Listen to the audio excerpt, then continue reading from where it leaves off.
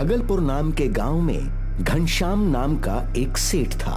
वो बहुत ही अमीर आदमी था। उसके पास नौकर चाकर सभी कुछ थे। उसका एक खास नौकर था। उसका नाम था गणेश, जो हमेशा उनके हाथ पैर दबाता रहता था। खाट पर घनश्याम लेटा हुआ है और गणेश पैर दबा रहा है। अरे गणेश, बहुत दिन हो गया है, बेटे और बहू के पास नहीं गए। मुझे उन लोगों की याद आ रही है। मालिक, आप हुक्म कीजिए, पोटली तैयार कर लेता हूँ, फिर चलते हैं। कल ही चलना है, तैयारी कर लो। ठीक है मालिक, अभी जा रहा हूँ तैयारी करने। पुराने जमाने की बात है। उस समय कार, गाड़ी, ट्रेन ये सब नहीं चला करती थी। लोग पैदल यात्रा करते थे। कहीं भी जाना होता तो पैदल ही चले जाते थे। अगली सुबह मालिक और नौकर दोनों गांव से निकले। घनश्याम का बेटा और बहू शहर में रहते थे। उससे मिलने घनश्याम सेठ अपने नौकर के साथ शहर जा रहा था। शहर 108 किलोमीटर दूर था। रास्ता जंगल से होकर गुजरता था। चलते चलते रास्ते में रात हो गई तो मालिक ने आराम करने का फैसला किया। अब अंधेरा हो गया, कोई अच्छी सी जगह देखकर चादर बिछा दो, सो जाते हैं। जी मालिक, मैंने खाने को रोटी पानी लिया है, खा पी लीजिए। वो लोग जंगल में ही साफ जगह पर सो गए, पर गणेश को नींद नहीं आ रही थी। तभी नौकर ने मालिक से कहा, मुझे नींद नहीं आ रही है। मालिक, आप मुझे कहानी सुनाइए। आप कभी सुनाते नहीं, हमेशा बोलते हैं काम बहुत है, काम बहुत है। आज हमारे पास कोई काम नहीं है, इसलिए आज तो कहानी सुना दीजिए। मुझे बहुत नींद आ रही है, सो जाओ। ये बहाना बनाकर घनश्याम ने कहानी सुनाने से मना कर दिया। गणेश को पता था कि मालिक 4 कहानी जानते हैं, लेकिन कभी सुनाते नहीं। आधी रात को मालिक के पेट से 4 कहानियां बाहर आईं और चुड़ैल बनकर उसके ऊपर बैठकर बातें करने लगी। घनश्याम हमें बचपन से जानता है, पर ये किसी को सुनाता ही नहीं। फिर हम इसके पेट में क्यों रहे? इस निकम्मे को मारकर किसी दूसरे शरीर में रहना चाहिए। मैं भी चाहती हूँ कि मुझे कोई सुने, मैं भी किसी के काम तो आऊं। सही बोल रही है, हम कहानियां आखिर क्यों बनी है? मैं पहली कहानी से सहमत हूँ। हम चारों ही सहमत हैं। इसके मरने के बाद हम मुक्त हो जाएंगे। नौकर नींद का बहाना किए हुए सो रहा है और चुड़ैलों की बातें और उनकी कहानियां ध्यान से सुन रहा है। चुड़ैल आपस में प्लान कर रही थी कि आखिर मालिक को मारना कैसे है। जब ये अपने बेटे के घर पहुंचेगा और खाना खाने बैठेगा, मैं इसके पहले निवाले को सुई में बदल दूंगी।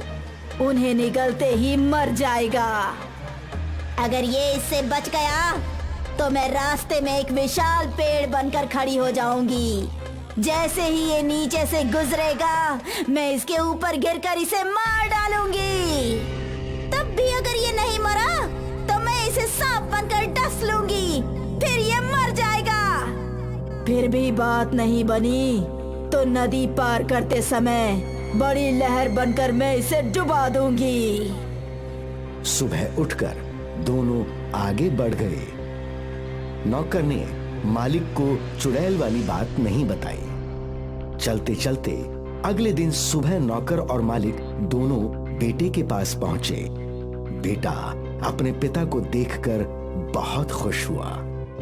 बहू ने बड़े अच्छे से खाना बनाया और अपने ससुर को परोसा। नौकर और मालिक एक साथ खाने बैठे।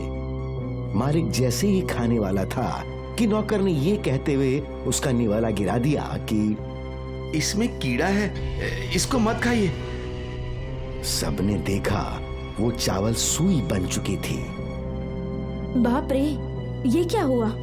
पिताजी, मैं दूसरा खाना लाती हूँ। हाँ पिताजी, रुकिए, दूसरा खाना बनवाता हूँ। कोई बात नहीं बेटा, कभी कभी ऐसा हो जाता है। बहू ने दूसरा खाना ला कर दिया। मालिक और नौकर ने पेट भर के खाना खाया। अगले दिन मालिक और नौकर वापस गांव को चल पड़े। रास्ते पर झुके हुए एक पेड़ को देखकर नौकर ने कहा, मालिक, आज हम रेस लगाते हैं, आप मुझसे नहीं जीत पाओगे। अभी भी थोड़ी जवानी बाकी है मुझ में। अगर जीत सकते हैं तो इस पेड़ को दौड़कर पार करो। 1 2 3। दोनों ने दौड़कर उस पेड़ को जैसे ही पार किया वैसे ही वो पेड़ गिर गया। वो दोनों बाल बाल बचे। अरे अगर हम दौड़कर पार नहीं होते तो मारे जाते, पेड़ हमारे ऊपर ही गिर जाता। हाँ मालिक, ये बात तो हमने भी नहीं सोचा था। अगर मुझे पता होता तो दूसरे रास्ते से आता। चलते चलते कुछ दूर वो और आगे आ गए। रास्ते में एक काला सांप दिखाई दिया जो काटने के लिए मालिक की तरफ आ रहा था। नौकर ने बड़ी फुर्ती से इस सांप को मार दिया और वो दोनों आगे बढ़ गए। चलते चलते वो नदी के पास पहुंचे। उसके बाद वो दोनों नदी पार करने लगे। तभी पानी की एक बड़ी सी लहर मालिक की तरफ बढ़ी। नौकर ने मालिक को पीछे खींचकर बचा लिया। लहर खत्म होने के बाद दोनों ने नदी पार की। नदी पार करके वो आराम करने लगे तो मालिक ने नौकर से कहा, तुमने 4 बार मेरी जान बचाई। तुम जरूर कुछ ऐसी बात जानते हो जो मैं नहीं जानता। ऐसी कोई बात नहीं है, बस मुझे ऐसा लगा इसलिए मैंने ऐसा किया। ये सब एक संयोग है और कुछ नहीं।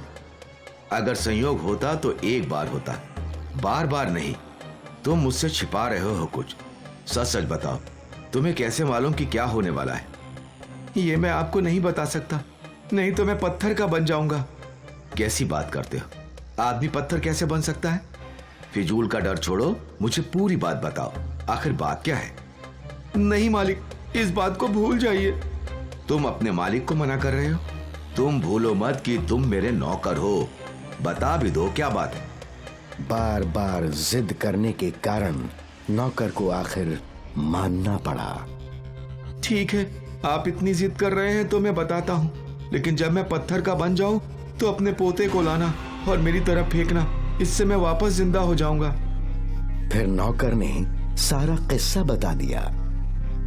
आपके पेट में 4 कहानियां थी जो आप किसी को सुनाते नहीं थे। चारों कहानियां आपसे नाराज हो गईं और चुड़ैल बन गईं। रात को जब चारों चुड़ैल आपस में आपको मारने की बात कर रही थी तो मैंने सुन लिया था। इतना बताते ही नौकर पत्थर का बन गया। मालिक उसे उसी हालत में छोड़कर वहां से चला गया।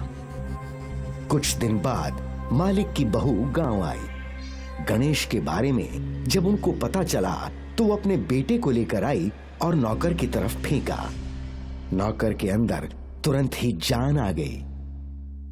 बच्चे को गोद में पकड़कर वो तुरंत उठ बैठा। इस कहानी से हमें सीख मिलती है कि हमें अपना ज्ञान लोगों में बांटते रहना चाहिए, जिससे सभी होशियार, पढ़े लिखे और समझदार बन सकें।